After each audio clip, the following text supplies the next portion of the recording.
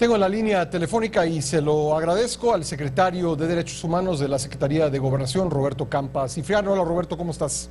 Bien, Pascal, muchas gracias por la oportunidad de esta conversación con la gente que nos ve y nos escucha. Buenas noches a todos.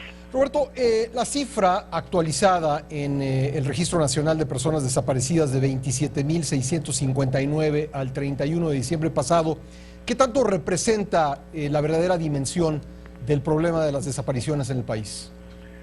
Bueno, representa la dimensión de personas que son no localizadas, que es la enorme mayoría de quienes integran este registro.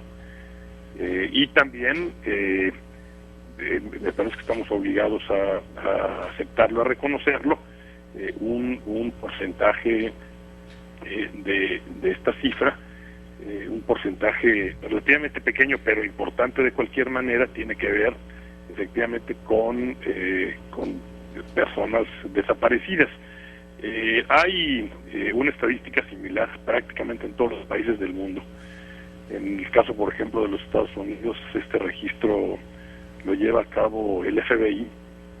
Tuvimos oportunidad en la última reunión de la Comisión Interamericana en el diálogo bilateral con Estados Unidos, de sentarnos con los funcionarios responsables de ese registro, y ellos tienen más o menos un dato cercano a las 90,000 personas. Yo creo que el registro importante es qué tantas de estas personas que aparecen en algún momento en este registro aparecen y qué tantos aparecen con vida. Y más que hacer referencia a los datos con los que contamos nosotros, a los datos oficiales, déjame referirme, por ejemplo, al registro que tienen organizaciones de ciudadanos, organizaciones tan importantes como, por ejemplo, CADAC, una de las organizaciones más importantes en materia de desaparecidos, que son además similares a los registros que se tienen en los estados y a nivel oficial, y es que de las personas que alguna vez aparecen en esta relación, casi el 90% aparecen, y de los que aparecen, casi el 90% aparecen con vida. Entonces, es muy importante, me parece, mencionar que estos registros son registros en donde pues una persona que por cualquier motivo no es localizada, los familiares, los amigos, levantan este registro, se registran en algún momento. Para la enorme mayoría de las personas que entran en el registro aparecen, y la enorme mayoría aparecen con vida.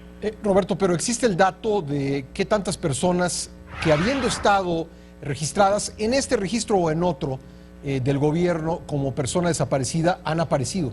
¿Hay ese dato? Sí, claro. El dato oficial, lo que pasa es que se trata de un flujo, Pascal. En un caso lo que tú tienes es una fotografía, es la fotografía del cierre del año, y en otro caso es un flujo, pero yo podría decir que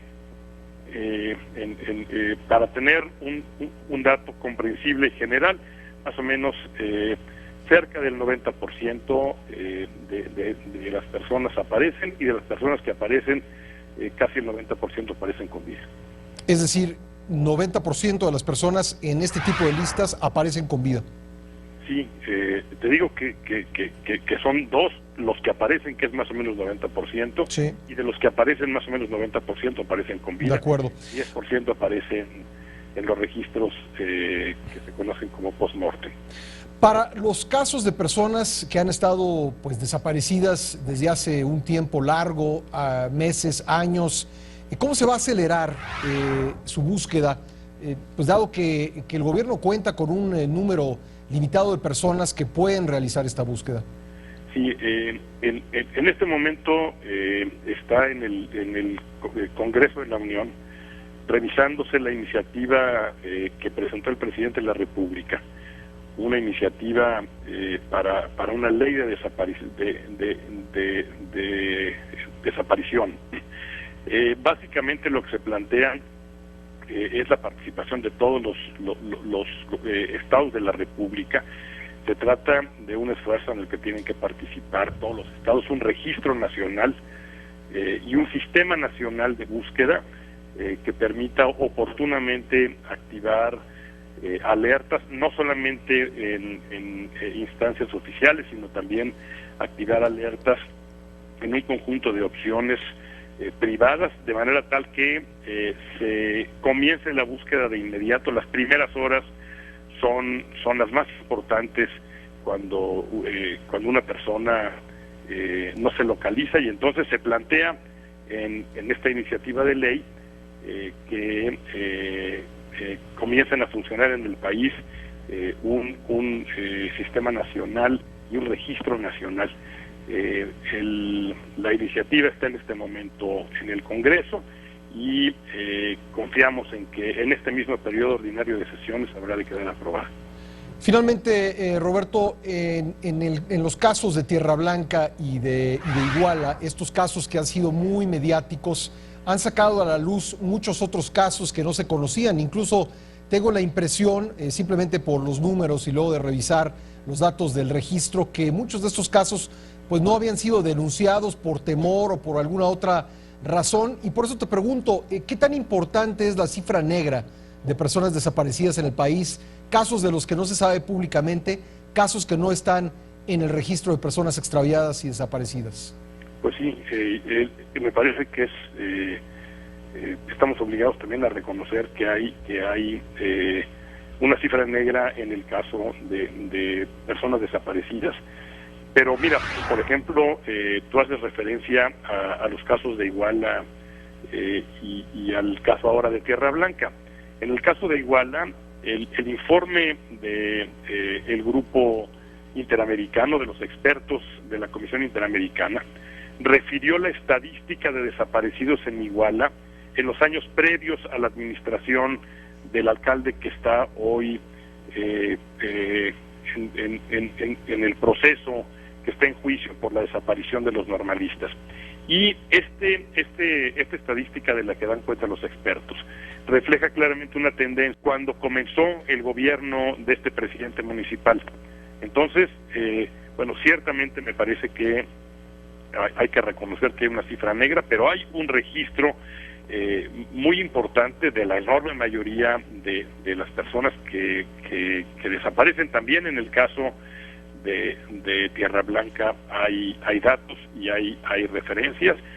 Ciertamente pues estamos obligados a hacer un esfuerzo mucho mayor. El tema de los desaparecidos es probablemente uno de los delitos que generan más daño a la sociedad, porque los perpetradores no se conforman con privar de la vida a una persona, lo cual de por sí es terrible, sino que además lo desaparecen y con esto cancelan la posibilidad del duelo para sus familias, condenan a las familias a vivir en una angustia terrible, les terminan la vida, Pascal. La verdad es que se trata probablemente de la violación de derechos humanos que genera mayor sufrimiento, mayor dolor a las familias y que genera más afectación y más daño a la sociedad. Entonces, pues tenemos que reconocer que tenemos un problema y que hacer un esfuerzo extraordinario para cambiar esta lógica en donde pues grupos de delincuentes, muchas veces en connivencia con agentes del Estado,